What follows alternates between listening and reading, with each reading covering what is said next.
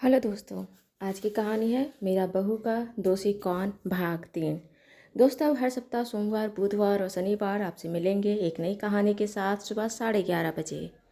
आलोक के इस दुनिया से जाने के बाद उसके सारे क्रियाकर्म 13वां खत्म होने के बाद घर से सारे नाते रिश्तेदार चले गए।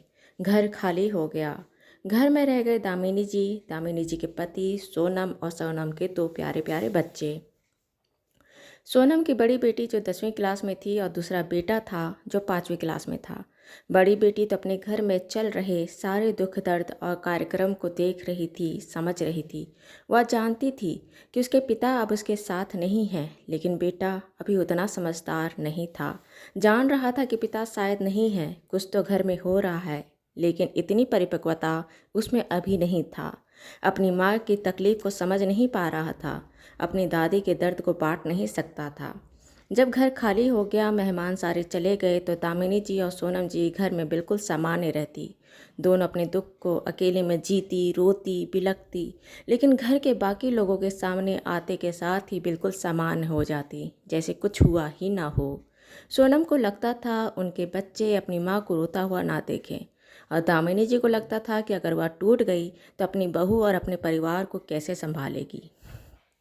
दोनों अपने अपने जगह बहादुर बनने की कोशिश कर रही थी। आलोक के जाने से 2 महीना हो चुका था। एक दिन दामिनी जी को सोनम जी की बहन तारा ने फ़ोन की। मासा, कैसे हो? क्या कर रहे हो? सब ठीक है? फिर तारा बातों ही बातों में बताई कि वह परिवार के साथ हरिद्वार जा रही है। दामिनी जी के मन में ना जाने क्या हुआ। उन्होंने सोनम के बहन तारा से बोली कि अगर मैं एक बात कहूँ तो बुरा तो नहीं मानेगी। सोनम की बहन तारा कही कि मासा, आपकी किसी भी बात के लिए का हमें बुरा लगा है क्या? आप तो मेरी माँ हैं। आप बेझिझक होकर कहिए, आपका अधिकार है हम पर। दामिनी जी कही कि अगर तुम्हें कोई तकलीफ़ ना हो तो सोनम को भी अपने साथ ले जाओ। बहुत समय से घर से कहीं गई नहीं है, फिर अपने पति का जाने का गम है। कुछ बोलती नहीं है, लेकिन कहीं ना कहीं वह टूट गई है। शायद अपनी बहन के साथ बाहर जाए तो हो सकता है उसका मन थोड़ा बहल जाए, दिमाग थोड़ा शांत हो जाए। तारा कही कि आप सही कहती हैं मासा, मैं उसे अपने साथ ले जाऊंगी। मैं 2 दिन बाद आ रही हूँ, आप उसे तैयार होने बोलिएगा। मैं उसे लेकर चली जाऊंगी। 4 दिन का ट्रिप है, 4 दिन के बाद हम वापस आएंगे। दामिनी जी बोली, ठीक है, बच्चों को मैं अपने पास रख लूँगी और तुम उसे लेकर चले जाना। ठीक है। दोनों फ़ोन रखी। दामिनी जी अपनी बहू सोनम को बोली, सोनम, 2 दिन बाद तुम्हारी बहन तारा आ रही है। वह परिवार के साथ हरिद्वार जा रही है। तारा को मैं बोली हूँ कि तुम भी साथ जा रही हो। 4 दिन का ट्रिप है, अपना सामान पैक कर लो। सोनम बोली, मेरा जाने का मन नहीं है। दामिनी जी बोली कि मैं तुमसे पूछ नहीं रही हूँ बेटा, तुम्हें आदेश दे रही हूँ कि तुम जाओ, बच्चे मेरे पास रहेंगे। तुम अपनी बहन के साथ रहेगी, थोड़ा बाहर निकलेगी तो तेरा मन थोड़ा शांत होगा। आज मैं हूँ तो तुम बाहर निकल सकती हो, कल अगर मुझे कुछ हो गया तो तुम घर नहीं छोड़ पाओगी। माँ, ऐसा मत बोलो, आप भी चले जाओगे मुझे छोड़कर तो मैं कैसे जी पाऊँगी। सोनम का मन भर गया, गला रूंध गया। दामिनी जी उनके कंधे को पकड़कर हल्का दबाते हुए बोली, सोनम, अब वक्त कमज़ोर होने का नहीं है, बहादुर बनने का है।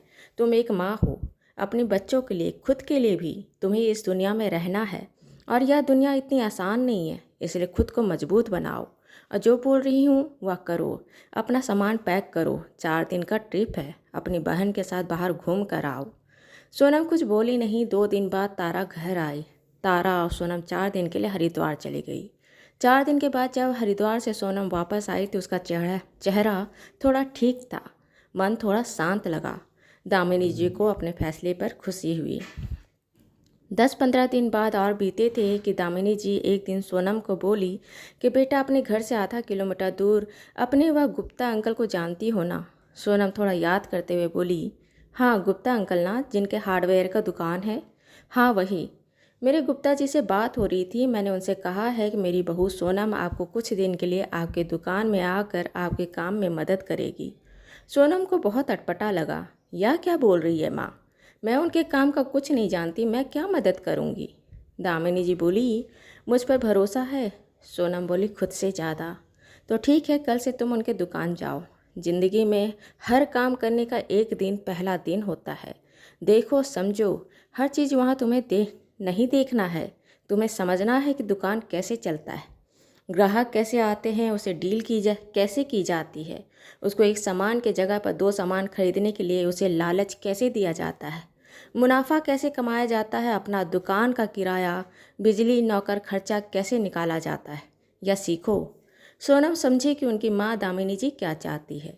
दूसरा दिन से सुबह 11 बजे सोनम गुप्ता जी के यहाँ जाती और 5 बजे तक दुकान पर रहती। 2 महीना यही चला।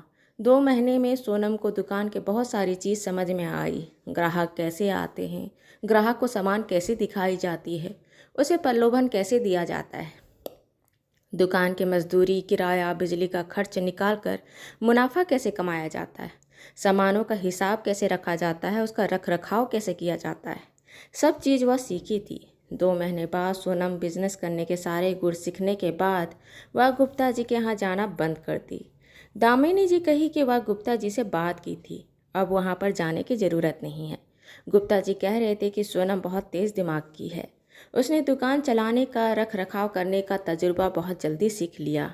गुप्ता जी के दुकान से सोनम के फ्री होने के बाद एक दिन दामिनी जी सोनम को कही कि सोनम तुम घर पर रहो, मैं ज़रा बाहर से आती हूँ।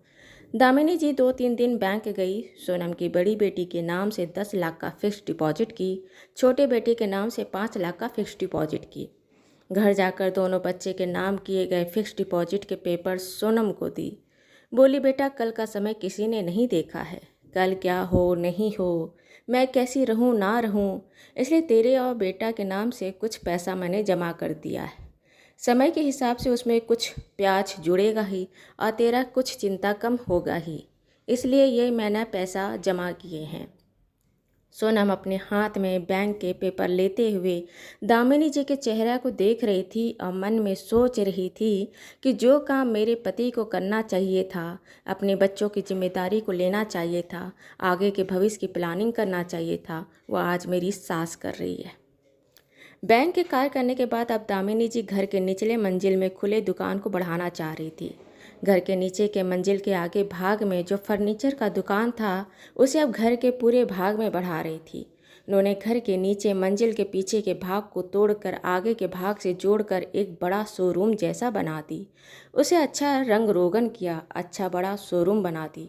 उसमें बहुत सामान भरी और सोनम को उस दुकान पर बैठाने लगी। दामिनी जी सुबह 9 बजे से दुकान खोल देती। सोनम घर के काम करती, खाना बनाती, बच्चों को स्कूल भेजती। 11 बजे तक फ्री हो सोनम फिर दुकान आ जाती।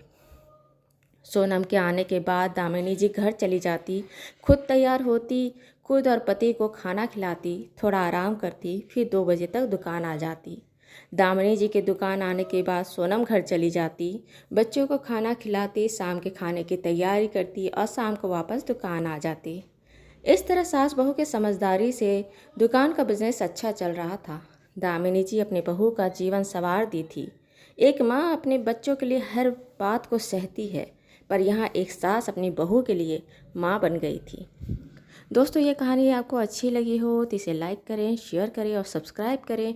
अब मिलते हैं एक नई कहानी के साथ एक छोटे से ब्रेक के बाद। धन्यवाद।